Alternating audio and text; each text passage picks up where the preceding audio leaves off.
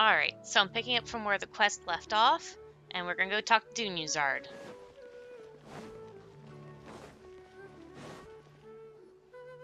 We're back, my lady.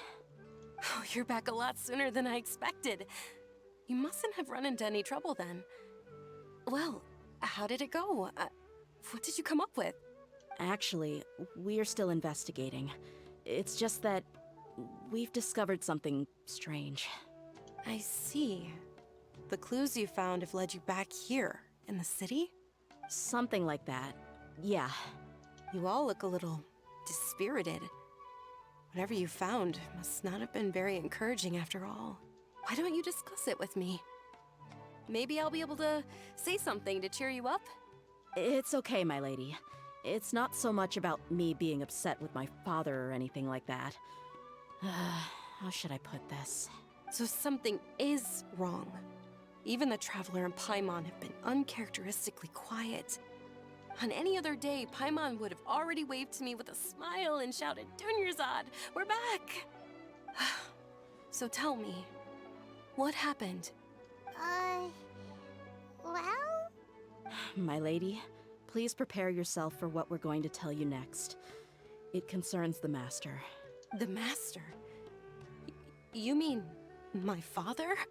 Okay, I understand. Don't worry about me. I'll listen as attentively as I can. My father has been supplying goods to Dakan al-Akmar? Yeah, it makes as little sense to us as it does to you. I've never doubted the Master's integrity, so I'm having a real hard time rationalizing how he could ever support an infamous brigade like them.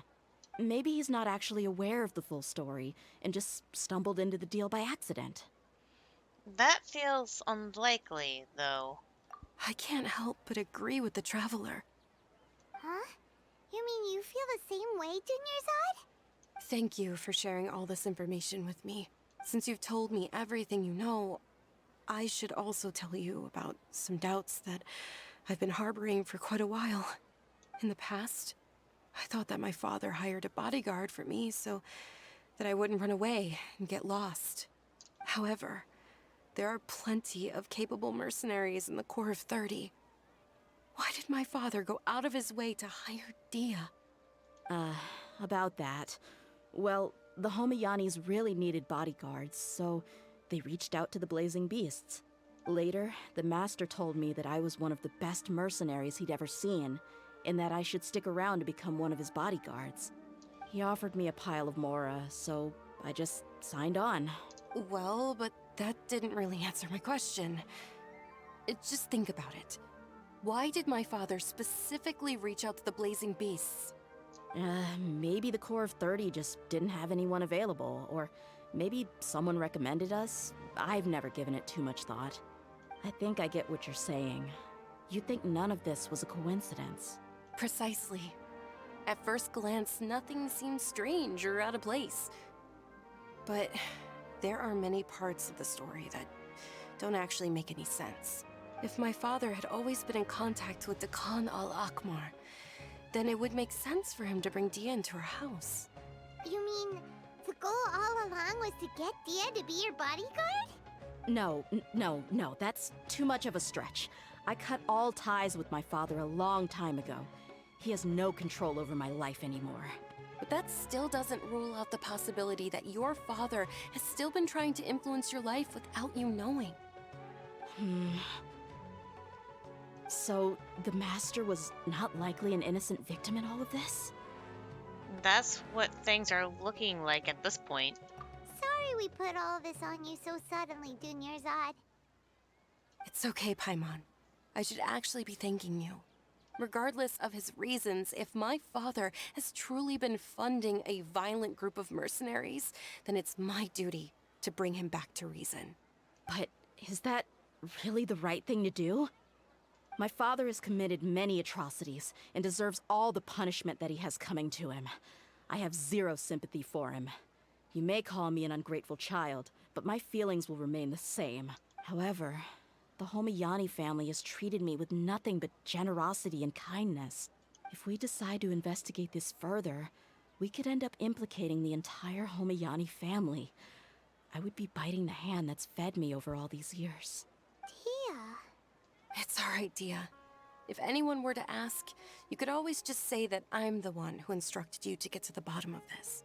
You don't have to do that, my lady. I'm not conflicted because I'm afraid of taking responsibility. Besides, you're the one we should all be worried about right now. Hey, it's still too early to give up hope. What was the thing about friendship again?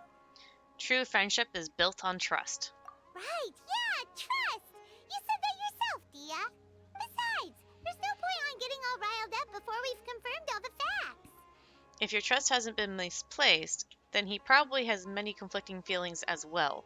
Thank you, everyone. That makes a lot of sense. I guess I should always remember the trust that I've placed in people. In which case, my lady, could you ask the Master to come out and have a chat with us? Sure thing. I also hope he'll be able to give us a logical explanation. Let's meet at the usual place then. Usual place? Ah, right.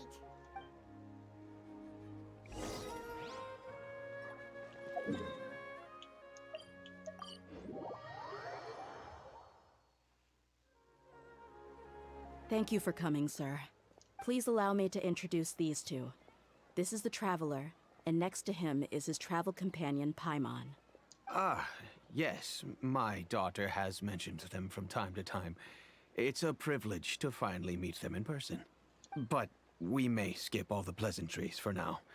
What is the important matter you wish to discuss with me today? Well, we wanted to bring this transaction record to your attention. There's something on this record that we're all pretty curious about. So, that's what you found? Huh. Seems like I can't keep everything from you much longer. If you wouldn't mind, we'd like an explanation. Well, it's a long and difficult story. And to be perfectly honest, I'm not sure if I'm doing the right thing.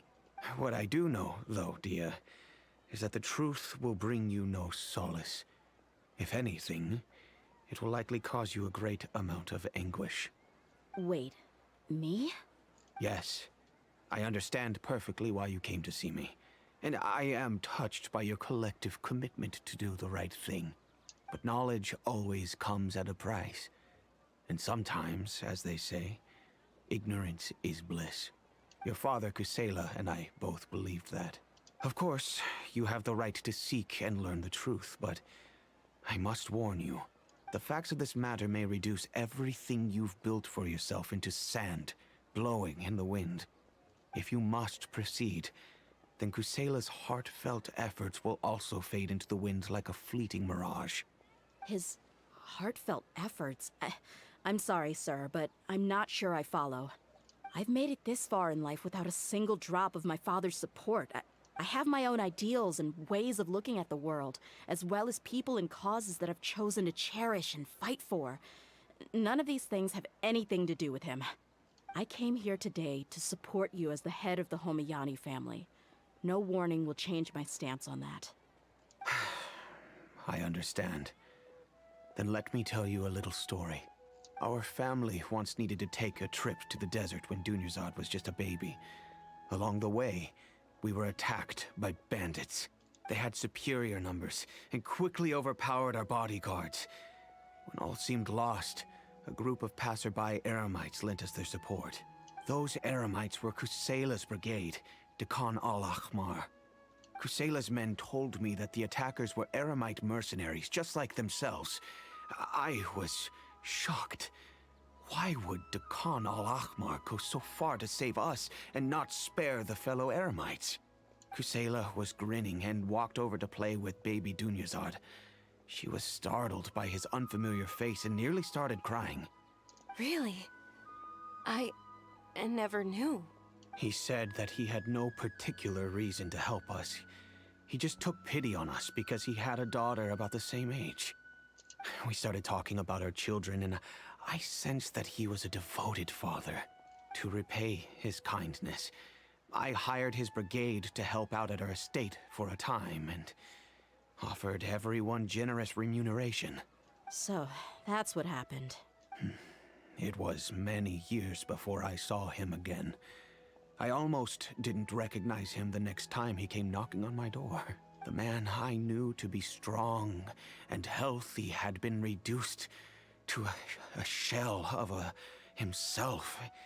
He couldn't even walk anymore without his cane. So, what happened to him? He was perfectly fine when I left the brigade. I'm not too sure myself. The only thing that didn't change was his cheery disposition. He said there was absolutely nothing to worry about and that he had gotten into a fight. That was all. He then suddenly asked me if Dunyarzad, now that she had grown, would need a bodyguard of her own. At the time, Dunyarzad was going through a particularly severe bout of her Elazar. There was no need for her to have a bodyguard when she could barely leave the house. But he kept coming back to the topic. Come on, it never hurts to be safe. How do you know a bodyguard won't come in handy one day? I was completely lost at first, until he recommended the Blazing Beasts, and in particular, a mercenary named Dehya. So he was the one who recommended Dehya to you. Indeed. He didn't say it out loud, but it was clear that he saw Deshret's relics as an evil group who would eventually corrupt every member in their ranks. He was already beyond redemption, but he hoped that he would be able to detach his daughter from the vicious world of mercenary life. If Dehya could stay in my house and keep working as a bodyguard, then gradually her affinity for the desert would decrease, and she'd be able to leave her previous life behind. And that's why you offered her such generous compensation? Yes, but not just because of that. From the moment that he asked me for that favor, I also began to see Dehya as my own daughter. And that's also why I tried to persuade you to stay when you asked for permission to leave. I was willing to spend however much it took. Kusela saved my daughter and I all those years ago in the desert. I could never refuse him entrusting his daughter to me.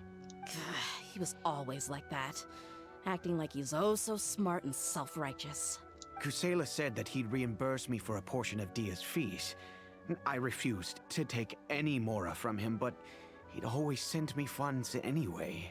Eventually, I just accepted them as a token of his gratitude. And that went on for a while until I received another letter from him a few years ago. The letter contained a request to help him buy food, weapons, medicine, and even explosive materials. Wait! Isn't that around the time that Dekan al-Ahmar started becoming more aggressive? That's right. When I started to hear some nasty rumors, I became wary.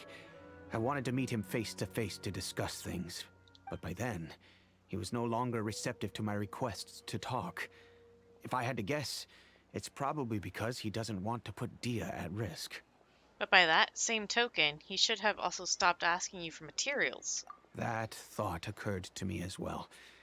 I figured that he probably came to me for help because he had nobody else to turn to. After some deliberation, I decided to send him some food and medicine. I turned down all his requests for explosives and weaponry. I am aware that even such a reduced gesture of support could lead to others coming to harm, but I could not simply reject his plea for help. In the end, it probably was the wrong decision. I plugged my ears to the rumors and just chose a solution that made me feel least guilty about myself.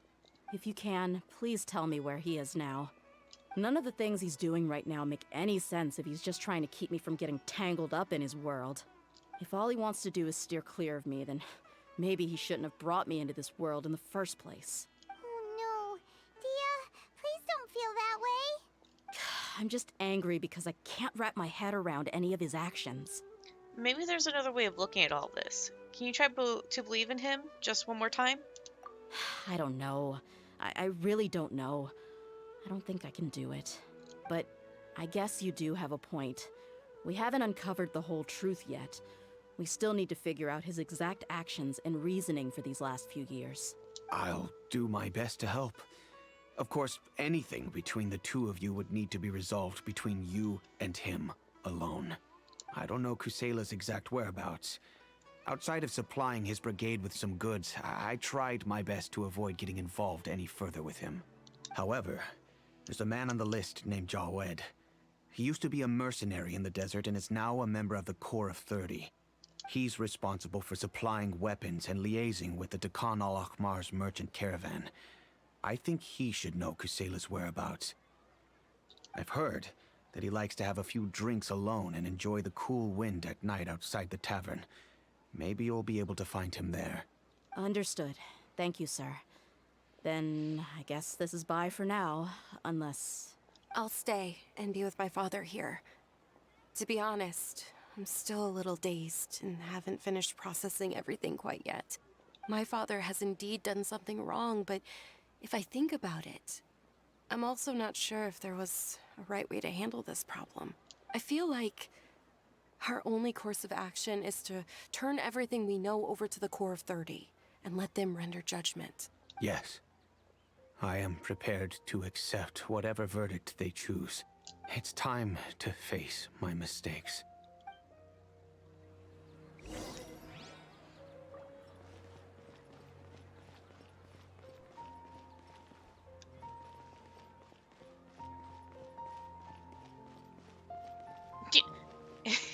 Now it says at night, but it just said... I guess that far should be enough, because it's evening at that point.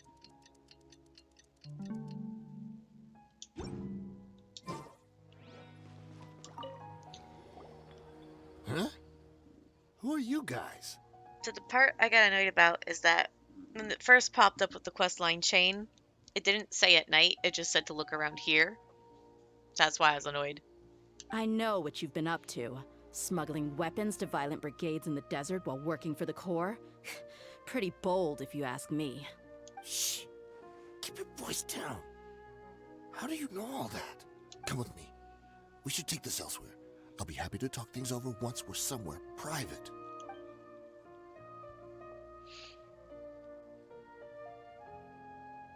This place should do. All right. Back to my question. How did you all know about me? Don't worry about that for now. You know what kind of punishment you'll face once we report you to the Corps, I assume.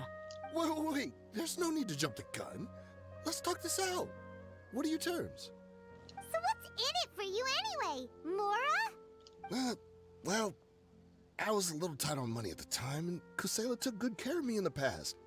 I weighed it in my mind, and I couldn't find a reason to turn the opportunity down. I wouldn't only be helping my benefactor, but I could also make some quick Mora. Let me tell you how it is. We're investigating Dekhan al-Akhmar, and we're gonna put an end to their operations. If you provide some help for us, then we might just put in a good word later to reduce the terms of your punishment. Hey, why don't we discuss this a little first? Listen, I made quite a bit of Mora from my last run. You just give me a number, and I'm sure we can... Shut it.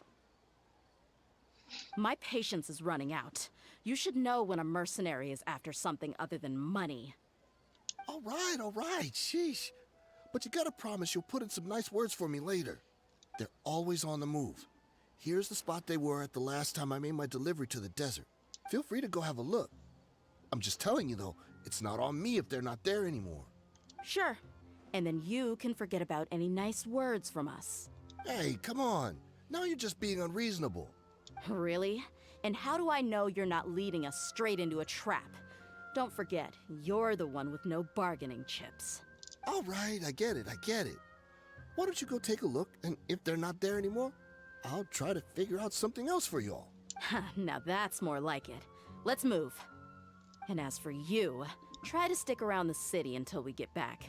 You don't want us to call the folks from the Corps and have them drag you back to the city.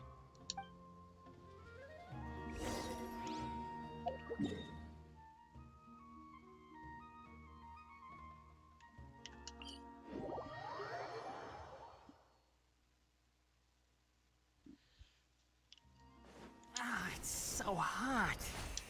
Even a mist flower would melt in this heat. Now that I think about it, it wouldn't. But you'll get what I mean. Seems like we're in luck. That should be their camp right up ahead. Let's go. We'll finally get to the bottom of this ourselves. I'm here to see Kusela. Tell him to get out here. Dehya, why are you here? Kya! Kya! I'll uproot you.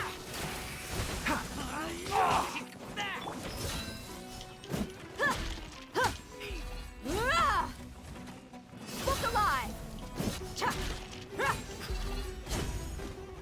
Hi! Can't see? Of the jungle! I'll take my leave.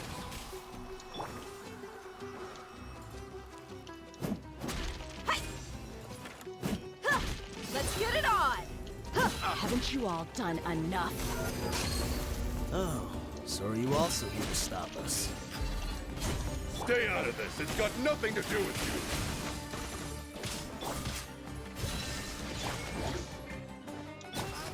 you. You're dead meat!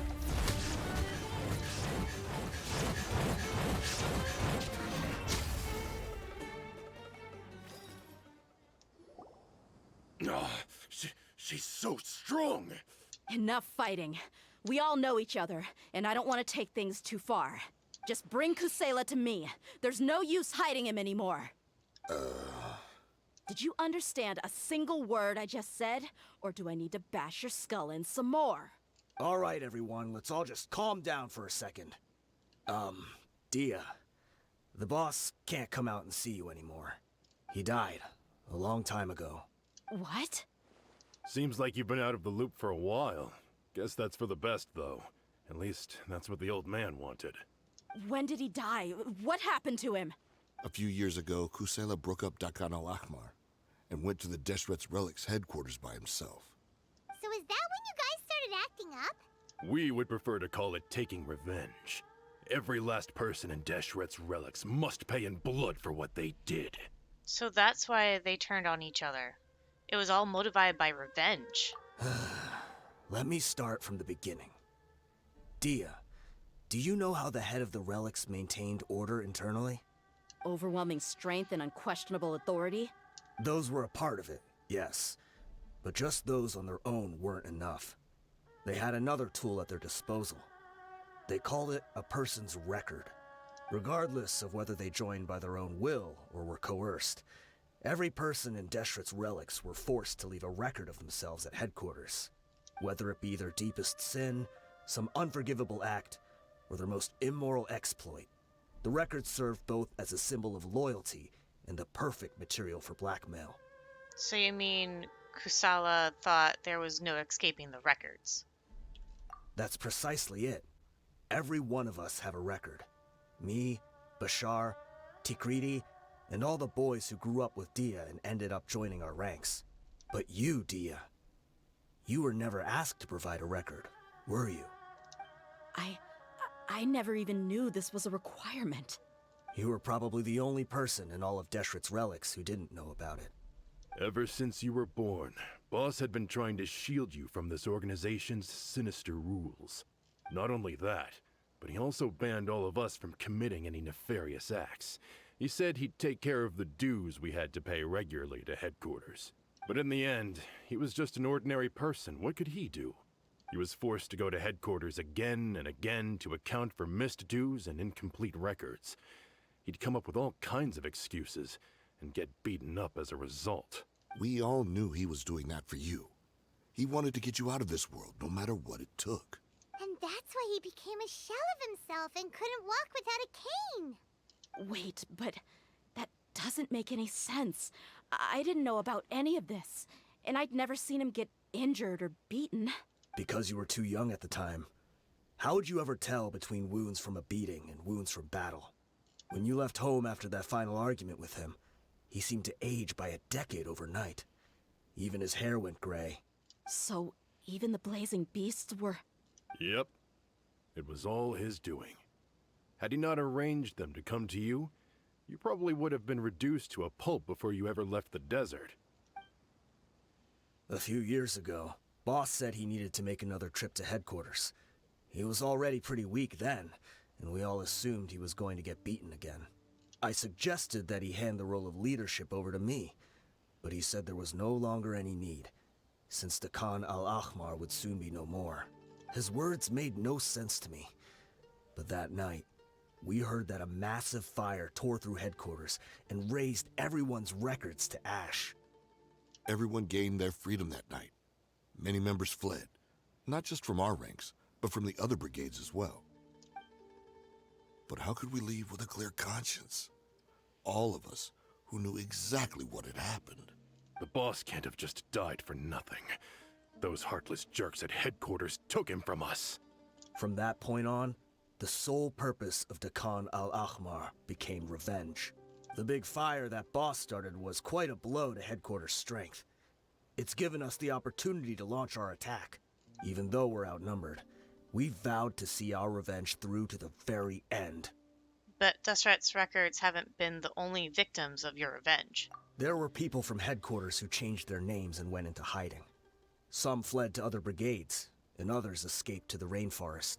But we won't let any of them escape our wrath. They'll all pay for what they've done. We've suffered plenty of losses as well. To keep going, we need an enormous amount of supplies, from food and medicine to weaponry and explosives. All we can do is exchange our loot from Mora, and then use that to get supplies. We forged Boss's handwriting and sent out many letters to his former friends. Thankfully, many people were willing to come to our aid. We were also able to attract many mercenaries who shared our goal. We've endured unspeakable pain to win many impossible battles. Deshret's relics have become weaker and weaker, and now we finally have an opportunity to directly strike their headquarters. Paimon doesn't know what to say anymore. Responding to violence with more violence will only cause more pain. Do you have any idea the amount of damage you've done? We do know right from wrong, but we were sinners from the very beginning. We do not deserve the freedom that the boss won for us with his life. Boss always loved his old-fashioned hero stories. Those tales about sacrificing yourself to save the world. We used to always laugh at him for it. But in the end, he really went and lived those stories out himself. As for me, I never considered myself a hero. We're all the lowest of the low. We have no right to even imagine such an existence.